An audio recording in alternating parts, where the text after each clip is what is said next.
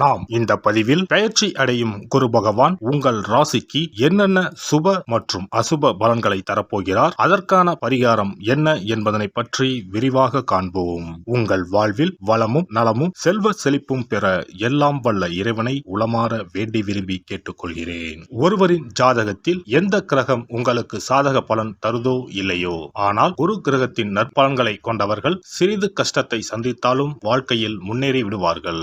நவ கிரக குரு பகவான் மங்கள கிரகமாக விளங்கி வருகிறார். ஜோதிட சாஸ்திரத்தில் குரு பகவானுக்கு தேவர்களின் குரு என்ற அந்தஸ்தும் வழங்கப்பட்டுள்ளது. இவர் நல்ல பலன்களை அளிக்கும் கிரகமாக கருதப்படுகிறார். திருமணம், மகிழ்ச்சி, குழந்தைகள், நல்ல அதிர்ஷ்டம், அறிவு, கல்வி, பேச்சாற்றல், மரியாதை, நல்ல ஒழுக்கம் ஆகியவற்றுக்கு இவர் காரணியாக உள்ளார். ஒருவரது ஜாதகத்தில் குரு பகவான் நல்ல இடத்தில் இருந்தால் அவர் வாழ்வில் மிகுந்த மகிழ்ச்சியையும் செழிப்பையும் பெறுகிறார். அவர் வெற்றியின் உச்சம் தொடுவதை யாராலும் தடுக்க முடியாது. குருவின் அருள் பெற்ற நபர்களுக்கு அறிவாற்றல் மேம்பட்டு சமூகத்தில் நல்ல கௌரவமும் பெற்றிருப்பார்கள். 12 ஆண்டுகளுக்கு பிறகு குரு பகவான் ரிஷப ராசியில் பிரவேசிக்க உள்ளார். ஜோதிடத்தில் முக்கிய கிரக பெயர்ச்சிகளில் ஒன்றாக கருதப்படுவது குரு பெயர்ச்சி. இந்த ஆண்டு குரு பெயர்ச்சி 2024 மே 1ஆம் தேதி நடக்க உள்ளது. குருவின் அமைப்பும் குருவின் பார்வையும் எப்படிப்பட்ட பலனை அள்ளித்தரும் என்பதை தெரிந்து கொள்வோம். கால சக்கரத்தில் தனுசு, மீன ராசிகளுக்கு அதிபதியான குரு பகவான் தற்போது மேச ராசியில் சஞ்சாரம் செய்து வருகின்றார். இவர் 2024ஆம் ஆண்டு மே மாதம் 1ஆம் தேதி நண்பகல் 12:59 மேச ராசியில் உள்ள கிருத்திகை 1ஆம் பாதத்தில் இருந்து ரிஷப ராசியில் உள்ள கிருத்திகை 2ஆம் பாதத்திற்கு பெயர்ச்சியாக உள்ளார். குரு பெயர்ச்சி பெறும் ஸ்தானத்தை விட குருவின் 5, 7, 9ஆம் பார்வை பெறக்கூடிய ராசிகள் மிகவும் சிறப்பான பலன்களை பெற்றிடும் என்பது ஜோதிட விதி. 2024ஆம் ஆண்டில் நடக்கும் குரு பெயர்ச்சியின் தாக்கம் அனைத்து ராசிகளிலும் இருக்கும். எனினும் சில ராசிகளுக்கு குருவின் இந்த மாற்றம் பலவித நற்பலன்களை அளித்தரும். இவர்கள் எடுத்த காரியங்கள் அனைத்திலும் வெற்றி பெறுவார்கள். நீண்ட நாட்களாக நடக்காமல் இருந்த பல விஷயங்கள் குரு பெயர்ச்சிக்கு பிறகு வெற்றிகரமாக நடந்து முடியும். இவர்களுக்கு அதிர்ஷ்டத்தின் ஆதரவு முழுமையாக இருக்கும். இந்த குரு பெயர்ச்சியானது ஒரு சில ராசிக்காரர்களின் வாழ்வை புரட்டி போட போகிறது. துரோகத்தால் பிரிந்த கணவன் மனைவி, சகோதர சகோதரி உறவு ஒன்று சேர போகிறது. நட்பு என்னும் நஞ்சால் உங்கள் உறவை பிரித்த துரோகியை இனம் கண்டு உண்மையான உறவு யார் என்பதனை அறிந்து கொள்வீர்கள். நஷ்டம் மட்டுமே பார்த்த வியாபாரிகள் திடீர் லாபத்தை அடைய உள்ளீர்கள். திடீர் லாட்டரி அடித்தது போல லாபம் இரட்டிப்பாகும். சனி பார்வையினால் ஏற்படும் காம சிந்தனைகள் இந்த குரு பெயர்ச்சியினால் சரியாகும். தகாத பெண் உறவை தவிர்த்து ஆன்மீக பயணத்தை தொடர்வீர்கள். சதி எதுவாக இருந்தாலும் அதை முறியடிப்பது சிவனின் விதியாகும். சிவனின் துணை இருந்தால் எதிரில் யமனே வந்தாலும் சமாளித்து வெற்றி அடையலாம். இனி உங்கள் ராசிக்கான பலன்கள் என்ன என்பதனையும் அதற்கான பரிகாரம் என்ன என்பதனையும் பார்ப்போம். கும்பராசி அன்பர்களே, உங்களுடைய ராசிக்கு 3ஆம் பாவத்தில் மறைந்திருக்கும் குரு பகவான் 2024ஆம் ஆண்டு மே மாதம் முதல் 4ஆம் வீட்டிற்கு வரப்போகிறார்.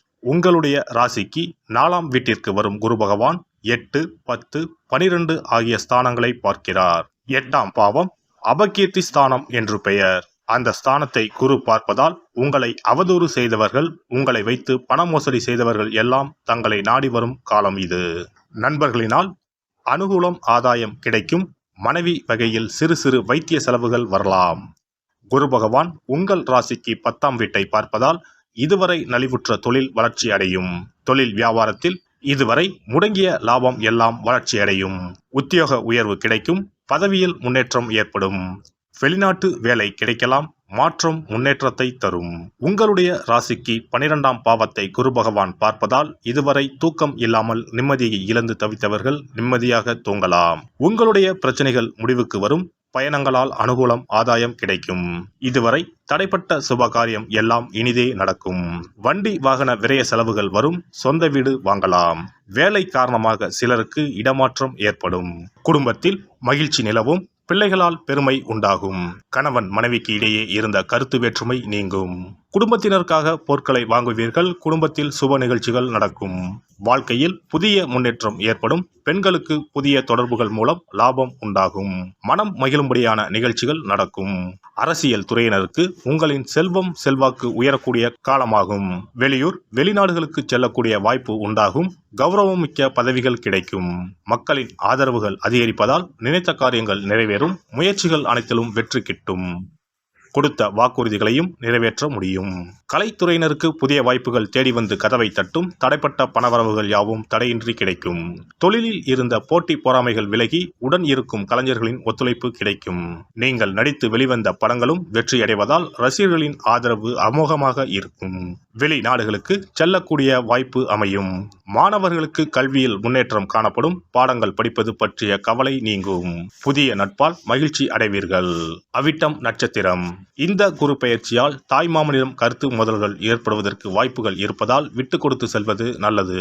உத்தியோகத்தில் இருப்பவர்கள் அதிகமான உழைப்பினை கொடுக்க வேண்டி வரலாம். வேலையில் கவனமுடன் செல்வது நல்லது.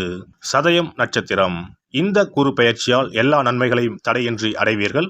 மாணவர்கள் கல்வியில் முன்னேற்றம் காண்பார்கள். இதுவரை தொந்தரவு கொடுத்து வந்த நோய் விலகும். அதனால் ஏற்பட்ட மனபாரம் குறையும். வரக்கூடிய உபரி வருவாயால் கடன் அடைபடும். தொழில் அதிபர்களுக்கு எதிர்பார்த்தபடி வரவுகள் வந்து சேரும். பூராட்டாதி நட்சத்திரம். இந்த குரு பெயர்ச்சியால் புதிய ஒப்பந்தங்கள் கை கொடுக்கும். தொழிலதிபர்கள் பங்குதாரர்களிடம் எச்சரிக்கையாக இருக்க வேண்டும். கணவன் மனைவி ஒற்றுமை சுமூகமாக இருக்கும். மனைவி வழியில் வரவேண்டிய சொத்துக்கள் கிடைக்கும். வியாபாரிகள் எந்த கொள்முதலையும் தயக்கமின்றி செய்யலாம். வியாபாரம் பெருகும். போட்டியாளர்கள் விலகிச் செல்வார்கள். பிரதோஷ காலங்களில் நந்தி தேவரையும் சிவனையும் வணங்கி சனி பகவானுக்கு நல்லெண்ணெய் தீபம் ஏற்றி வழிபடுவது துன்பங்களை போக்கும். மதிப்பும் மரியாதையும் அதிகரிக்கும். குரு பெயர்ச்சி சிறப்பு பரிகாரம். ஜாதகத்தில் குரு நல்ல இடத்தில் இல்லாமல் இருந்தாலோ கோசார ரீதியாக கொடூரமானவராக இருந்தாலோ குரு தோஷம் நீங்க பரிகாரம் செய்ய வேண்டும். தீய பலன்கள் குறையவும் நல்ல பலன்கள் அளவுக்கு அதிகமாக நடைபெறவும் குரு பகவானுக்கு செய்யும் பரிகார முறைகள் உதவும். வியாழக்கிழமை தோறும் தட்சிணாமூர்த்தி வழிபாடு செய்வது சிறப்பான பலன்களை கொடுக்கும். வியாழன் அன்று குரு ஓரையில் நல்ல நேரத்தில் குருவிற்கு உரிய கோலத்தை வடகிழக்கு திசையில் கோலமிட்டு அதன் மேல் முல்லை மலர்கள் பரப்பி குரு எந்திரத்தை வைத்து அதற்கு முல்லை மலர் சூட்டி சந்தன பொட்டிட்டு பொன்னிற தட்டில் கொண்டை கடலை வைத்து தூப தீபம் காட்டி குரு காயத்ரி மந்திரத்தை 108 முறை மன ஒருமையுடன் கூறினால் குருவால் ஏற்பட்ட தீய பலன்கள் விலகும். நல்ல பலன்கள் மேலும் மேலும் அதிகரிக்கும். வியாழக்கிழமை அன்று வீட்டில் நெய் தீபம் ஏற்றி வழிபடுதல். குருவுக்கு உரிய வஸ்திரம் தானியம் கொண்டு வழிபடுதல் நல்லது.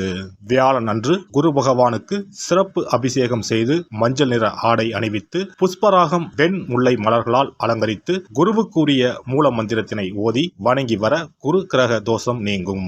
மஞ்சள் நிற ஆடையை உடுத்துவது, புஷ்பராக மணியை அணிவது, மஞ்சள் நிற ஆடை, கடலை, தானியம் ஆகியவற்றை தானம் செய்வது, வியாழக்கிழமைகளில் விரதங்களை மேற்கொள்வது ஆகியவற்றால் குருதோஷ பரிகாரங்களை செய்யலாம். உங்களால் முடிந்த அளவிற்கு ஏழை எளியோருக்கு தானம் தர்மம் செய்தால் வாழ்க்கையில் அமைதி கிடைக்கும்.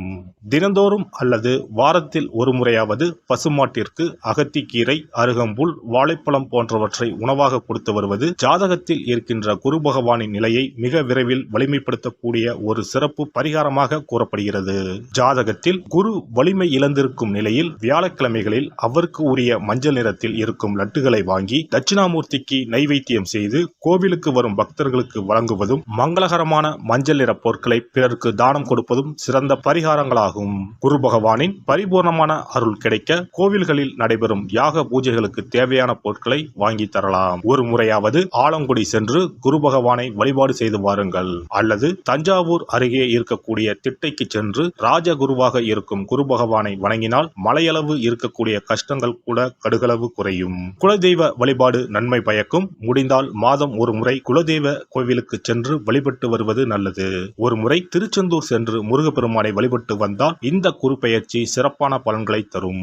உங்களின் வாழ்க்கையில் பொருள் ஈட்டும் முயற்சிகள் அனைத்தையும் வியாழக்கிழமைகளில் தொடங்குவதும் நல்ல பலனை கொடுக்கும். குறிப்பாக வியாழக்கிழமைகளில் வருகின்ற ஏகாதசி தினங்களில் நற்காரியங்களை தொடங்கினால் நன்மைகளை பெறலாம். வியாழக்கிழமைகளில் தங்கள் சக்திக்கு இயன்ற அளவில் அன்னதானம் செய்வது குரு பகவானின் நல்லருளை உங்களுக்கு பெற்றுத்தரும்.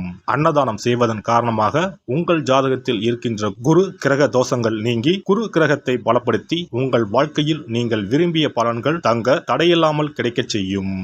எல்லாம் வல்ல இறையருளால் நீங்களும் உங்கள் அன்பு குடும்பமும் உடல் நலம், நீலாயுள், நிறை செல்வம், உயர் புகழ், மெய்ஞானம் ஓங்கி வாழ்க வளமுடன்.